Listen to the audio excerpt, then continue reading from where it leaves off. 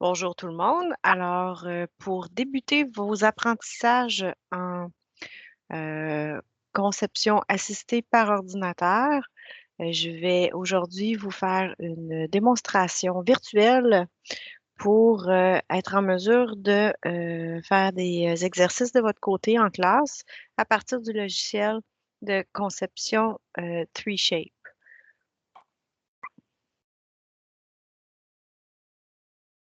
Je vais partager mon écran et vous allez voir un bureau comme on les rencontre la plupart du temps au cégep. Alors, sur votre bureau, vous allez avoir une icône qui s'appelle 3Shape Dental System.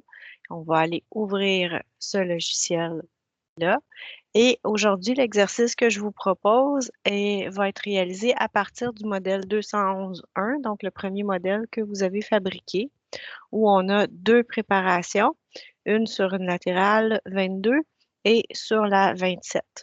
Alors, le logiciel se présente de cette manière-là. Lorsqu'on ouvre, on a dans la colonne de gauche différents éléments. On peut aller chercher ce qui a été fait dans la journée, dans les 2 derniers jours, etc. On peut faire une recherche aussi selon l'état du fichier qu'on est en train de travailler. Vous allez voir, aujourd'hui, vous allez parcourir la création d'un nouveau fichier et certaines étapes liées à la numérisation. Et je vais aussi vous montrer dans une autre petite capsule la conception d'anatomie à partir du modèle qu'on a là. Donc, vous allez voir l'élément ici créé.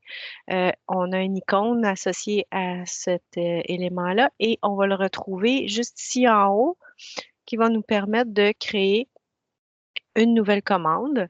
Et lorsqu'on ouvre cette fonction-là, vous allez avoir une image qui apparaît et on va aller chercher un nom d'opérateur qui, je vous dirais, on va mettre non désigné, ça n'a pas d'importance. Et ce qui est important ici, vous pouvez écrire votre nom et le numéro du modèle sur lequel vous travaillez. De cette manière, on est sûr que la commande est bien identifiée. J'aime bien l'écrire aux deux endroits. Et, et automatiquement, on a ici un numéro de commande qui apparaît avec la date, avec le nom de l'opérateur et le nom, l'information, ce qu'on appelle l'information sur le patient. Comme patient en tant que tel, nous, on a des numéros de modèle. C'est pour cette raison qu'on va aller mettre cette information-là. Ici, vous reconnaissez l'arcade du maxillaire et de la mandibule.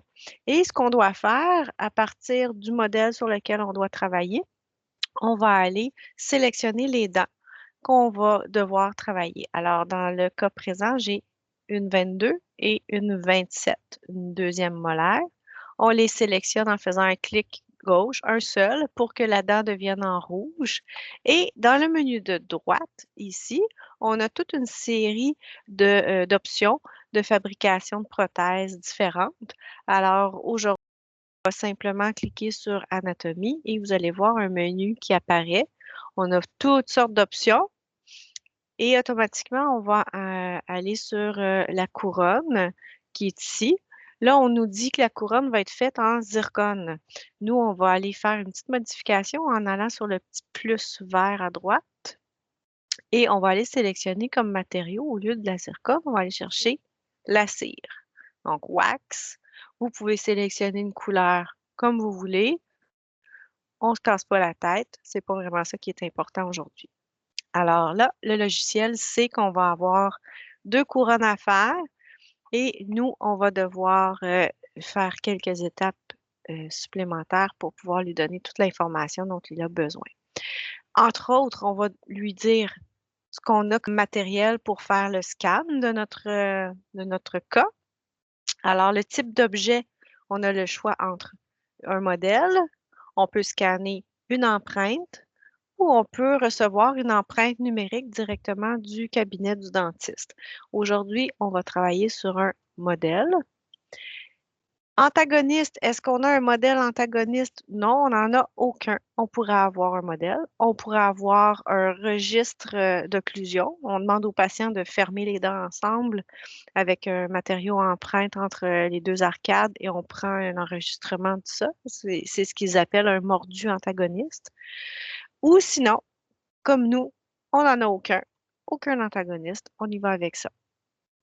Ensuite, on nous demande le scan des dents adjacentes. Je ne sais pas pourquoi ils ont appelé ça de cette manière-là, mais ce qui est important de savoir, c'est qu'on va aller chercher les dents adjacentes sur notre modèle et que notre modèle, il est déjà fractionné, il a été scié. Et dans le cas présent, moi, j'ai déjà fait le détourage, une bonne partie du détourage des modèles unitaires. Donc, on va être en mesure d'identifier les limites d'épaulement quand même assez facilement de cette manière-là. Donc, voici. Et à partir de là, on est prêt à numériser. On va faire numériser ici. Et le logiciel va démarrer, le logiciel de numérisation.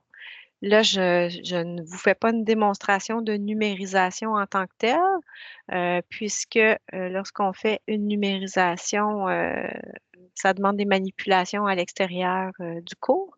Je vais débuter avec des fichiers qui sont déjà existants, des fichiers de scan. Donc, les scans ont été faits, mais on va aller importer chacun d'entre eux pour pouvoir travailler avec. Donc, on va aller faire ici OK. Ici, on nous demande d'insérer l'arcade de préparation. L'arcade de préparation, c'est mon modèle qui a mes préparations dessus, évidemment. Et comme on ne peut pas scanner, mais ici, on va aller charger un scan à gauche. Et je vais aller chercher le scan que je vais vous fournir en classe. Sur le bureau, j'ai plusieurs fichiers. Il faut que je trouve le bon. Euh, c'est celui-là ici. On va aller scan.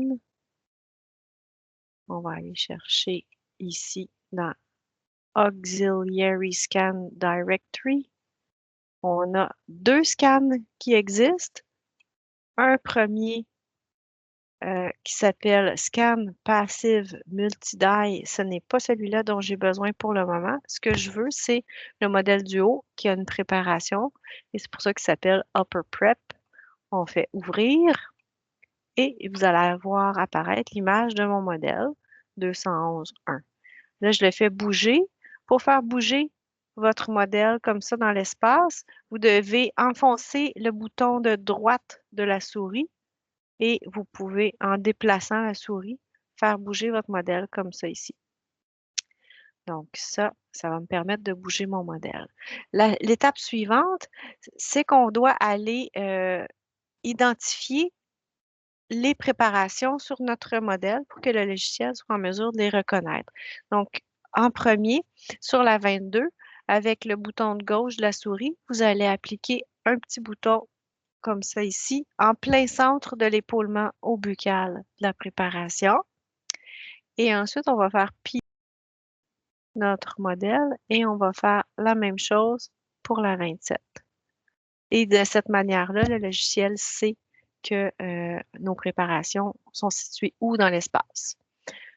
Terminé, on peut aller découper notre modèle si on trouve qu'il est un petit peu trop haut, qu'on a trop d'informations, parce que plus l'image elle est grande et plus elle va demander de la mémoire à notre ordinateur. Donc, si je veux découper, on peut découper en faisant un plan.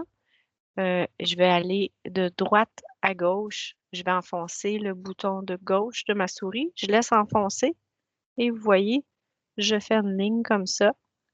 Et ça me permet de rétablir un petit peu mon plan occlusal qui était croche, un peu comme lorsqu'on va sur les carissoirs quand on fabrique notre modèle. Et quand c'est terminé, on fait suivant. Maintenant, on va me demander d'insérer la dent 22 au centre du scanner. On n'a pas de scanner, comme je vous disais, on va aller chercher l'image de la préparation parce que lorsque j'ai fait la numérisation du modèle, pardon, j'ai scanné l'ensemble de l'arcade une première fois et ensuite on fait le scan de chaque modèle unitaire indépendamment pour pouvoir aller chercher un maximum d'informations. Et c'est ici que le deuxième scan est important. Le scan Passive Multi-Die, vous allez voir, et ce qui va apparaître, ce sont mes deux modèles unitaires parce que je les ai scannés simultanément. Là, il m'a demandé le modèle unitaire de la 22 seulement. Alors, ce que je vais faire, je vais aller découper ici pour éliminer. Oh, je l'ai fait à l'envers. On efface. On part du bas vers le haut et vous voyez ce qui se met en rouge, c'est automatiquement disparu. Vous voyez ici, il y a un début de scan de mes goujons, tout ça. Je n'ai absolument pas besoin de ces informations-là. Donc, gauche à droite, je coupe et je garde une partie de mon modèle unitaire seulement. C'est suffisant. On va faire ensuite aligner la fonction suivante. L'alignement va me permettre de faire correspondre le scan de mon modèle unitaire avec le scan de mon modèle de travail. Donc, vous voyez qu'il y a du gris et il y a du beige qui sont simultanés, un par-dessus l'autre, comme ça. Ça veut dire que l'alignement est déjà très bien fait sur mon modèle unitaire. Donc, je vais passer cette étape-là et je vais vous la montrer uniquement sur le modèle unitaire suivant. On vous demande maintenant, insérer là-dedans 27. On va aller la chercher de la même manière, comme ça, une petite die. On fait tourner. On va découper. Ah, je l'ai encore fait à l'envers. De haut en bas cette fois-ci. J'élimine ce que j'ai pas besoin et je vais aller enlever une partie de la base de mon modèle unitaire. C'est parfait comme ça. Et on va faire aligner. Aligner, je fais tourner mon modèle toujours en enfonçant le bouton de droite de ma souris. L'alignement est encore très bon, mais je vais quand même vous le montrer. Si jamais vous vous retrouviez, vous pourriez avoir une image d'un modèle unitaire qui flotte un peu dans les airs. Donc, on veut les aligner à ce moment-là. Et la fonction d'alignement va me permettre, vous avez l'image en bas à gauche ce qu'il appelle le die de la 27. Un die, c'est un mot en anglais dans le fond, qui correspond à un modèle unitaire. Donc, vous avez l'image de votre modèle unitaire à gauche et l'image de votre scan. Dans le fond, c'est les deux scans qu'on veut faire correspondre. Le scan de mon arcade complète, ce que je fais, je vais chercher l'image de mon modèle et pour agrandir comme ça ici, je vais rouler la souris. Si je roule vers moi, elle va rapetisser. Si je roule vers le fond de la table, elle va agrandir. Donc, je vais aller chercher comme ça. Et vous voyez que je suis capable de déplacer aussi l'image dans l'espace. Pour faire ça, on enfonce la roulette de la souris et on déplace vers la gauche, vers la droite, en haut, en bas. C'est comme vous voulez. Alors, voilà. Je suis prête. Et pour faire l'alignement, on a le choix d'aligner avec un point de référence ou trois. J'aime bien travailler toujours avec 3 points de référence. Et ce que je vais faire, c'est que je vais aller appliquer un point à une zone précise sur mon scan du modèle unitaire et je vais aller rapporter la position de ce point-là à peu près au même endroit sur le scan de mon arcade. Alors, vous allez voir ce que je vais faire. Je vais aller sur le bord de l'épaulement ici, un premier point que je vais appliquer à peu près au même endroit scan de modèle. Et ce que ça fait sur l'image du haut, vous allez voir apparaître les deux boutons qui devraient s'aligner. Pourquoi ça ne fonctionne pas? Je pense que je vais mettre mes 3 points pour commencer, puis on va voir. Une, deux, et on peut tourner. On va aller chercher, tiens, en plein centre du... Wow! Oh, oh.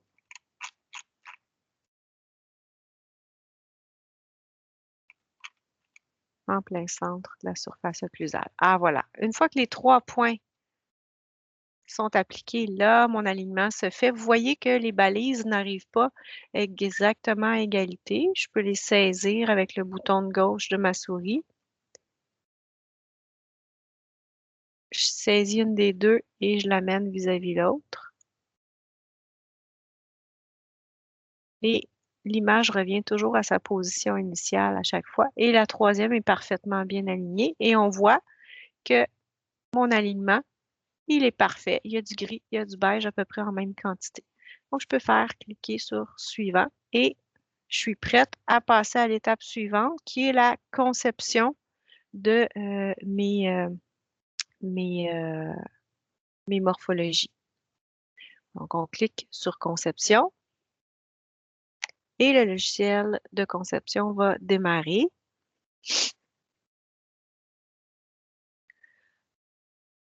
Ça demande un petit peu de temps. Il faut toujours laisser le temps à notre logiciel de, de, de traiter l'information. Vous allez voir toujours dans le bas de l'écran à gauche un pourcentage qui va apparaître à chaque fois que vous allez lui donner une commande et que vous allez cliquer sur suivant. Il doit gérer l'information et il va vous donner toujours un état de la tâche. Le pourcentage va augmenter graduellement. Il faut être patient. Parfois, ça peut prendre un certain temps parce que ce sont des fichiers qui sont quand même très lourds. Alors, vous avez une image pour commencer euh, de votre latéral et on vous donne différentes options euh, à droite, entre autres, sur la vue. On peut modifier la vue euh, de l'objet qu'on est en train de regarder euh, ou tout simplement utiliser la souris, bouton de droite enfoncé, roulette pour rapetisser ou agrandir. Si je veux déplacer l'objet, j'enfonce la roulette et je déplace. On peut utiliser différents outils dans la colonne de droite que je vais vous montrer plus tard. On peut changer la couleur de notre modèle. On a le choix entre gris, je préfère le beige. C'est une question de goût. Et la première étape, c'est de lui donner un axe d'insertion à notre couronne. Le logiciel va toujours calculer, nous proposer un axe automatique et la plupart du temps, je vous dirais qu'il travaille bien. On va devoir modifier l'axe d'insertion parfois dans des situations vraiment plus complexes, mais aujourd'hui, c'est tout à fait ce qu'il y a de plus simple. On clique sur suivant et c'est tout. Et il va nous amener à l'axe d'insertion ensuite de la 27. On clique sur suivant une autre fois. Et comme les parois de nos préparations sont loin d'être problématiques puisqu'elles sont très angulées, donc on n'a pas de problème d'insertion sur cette couronne-là, on va cliquer sur Suivant. Il va nous donner une vue d'ensemble du modèle et on reclique une dernière fois sur Suivant. Et là, on va avoir des balises. Vous voyez qu'il y a des balises qui sont là pour nous montrer à peu près où se positionne notre épaulement. Et ce qu'on peut faire, si le logiciel nous donne ici une belle ligne tout le tour, c'est pas nécessairement exactement là où on la veut, mais il a quand même bien identifié. Parfois, vous allez voir des balises qui apparaissent à plusieurs endroits sur le modèle unitaire. À ce moment-là, vous cliquez sur Effacer et vous pouvez aller appliquer vous-même les points. Un clic gauche de souris à chaque fois. On fait le tour comme ça. Dans le cas présent, je n'avais pas besoin de le faire. Le logiciel l'avait fait pour moi et c'était très convenable. Je vous le montre quand même. Si jamais vous rencontrez cette situation-là, vous serez en mesure de bien le faire. Et lorsque je suis rendue à la toute fin, on va recliquer sur le premier point et c'est automatique. On clique sur Suivant.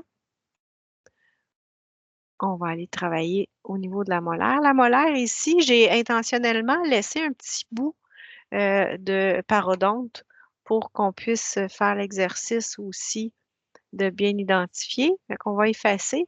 Et vous voyez, mon modèle unitaire a été taillé au buccal, mais au distal, au lingual, j'ai laissé un petit rebord. Donc, vous voyez l'importance de bien tailler le modèle unitaire pour bien voir là où doit se terminer le travail. Donc, on y va avec les points. tout le tour. Ça n'a pas besoin d'être précis. Vous voyez, je laisse quand même un bon espace. Le logiciel va automatiquement identifier la limite approximative. Et un petit peu plus loin, oups, je me suis trompée.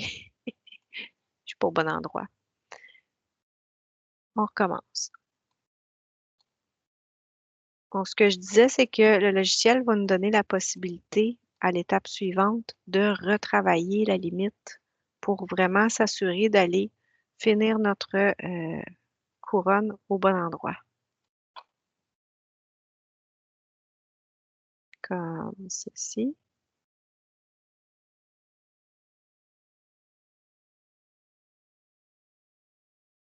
Et là, ici, il ne faut pas que je me trompe.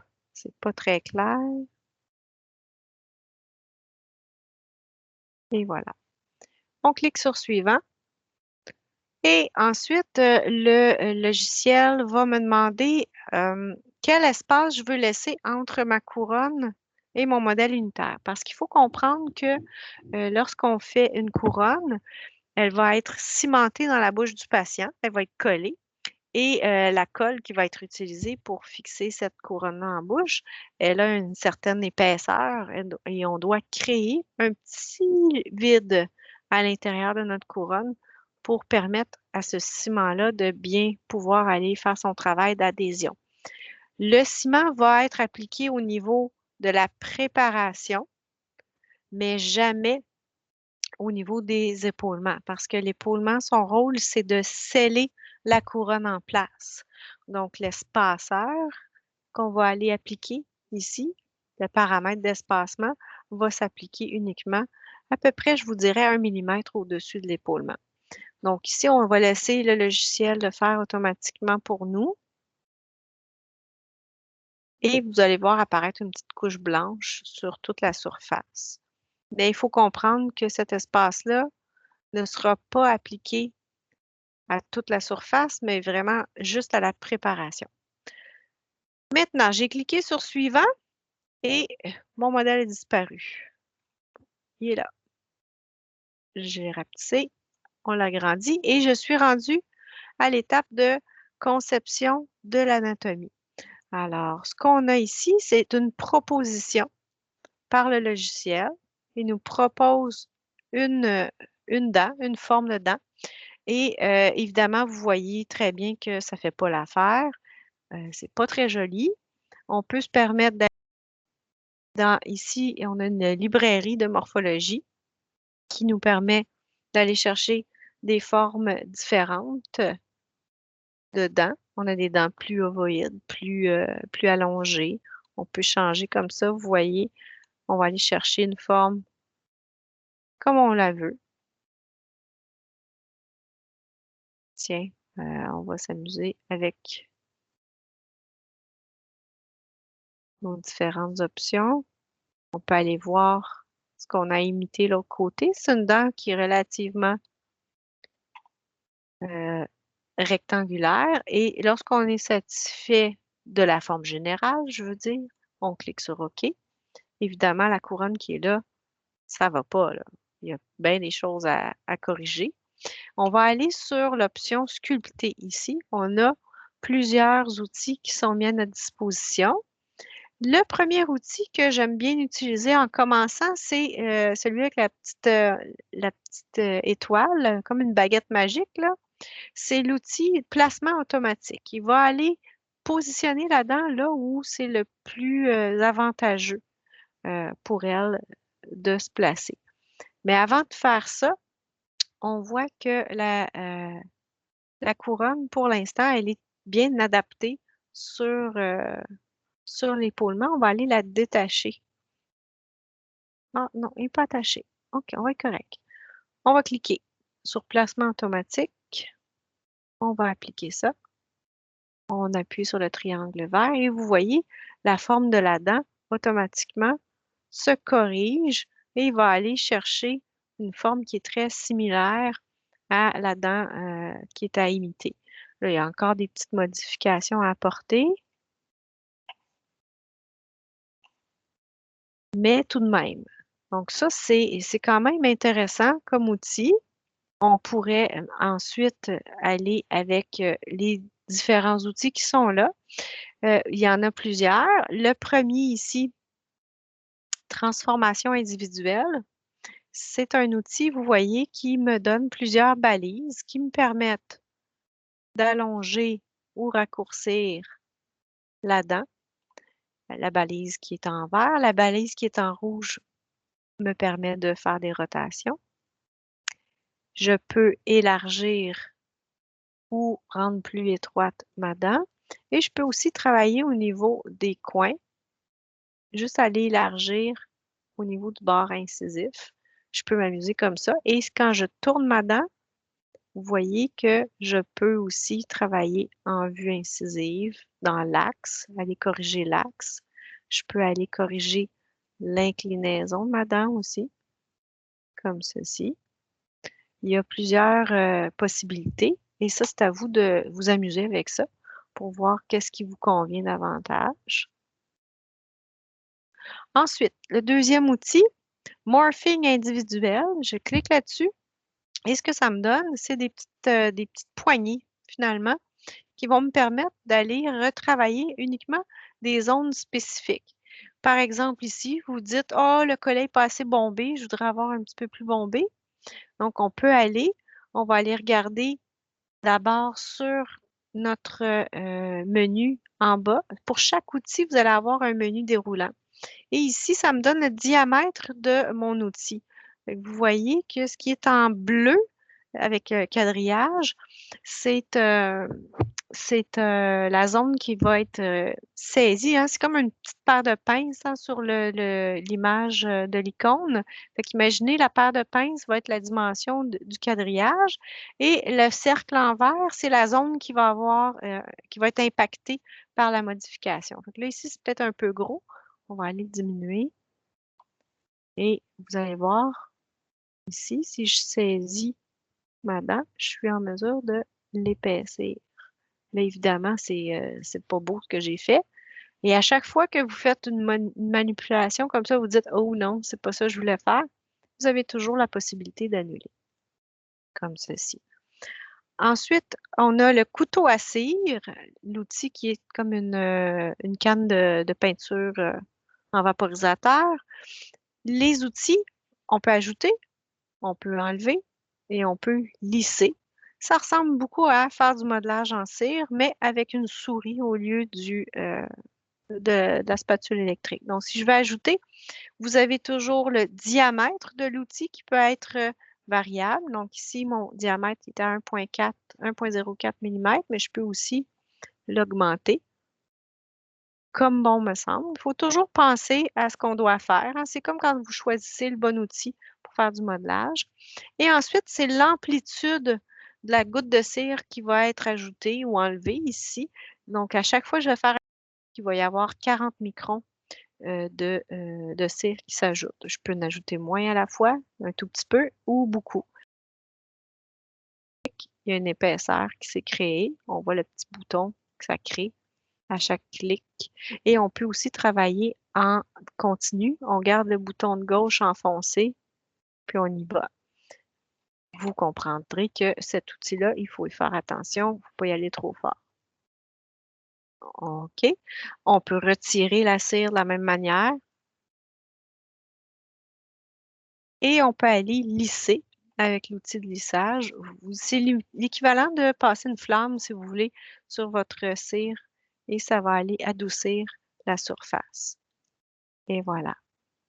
Donc ça, c'est les trois principaux outils de modification de la morphologie que je vous invite à expérimenter, autant sur la latérale que sur la molaire.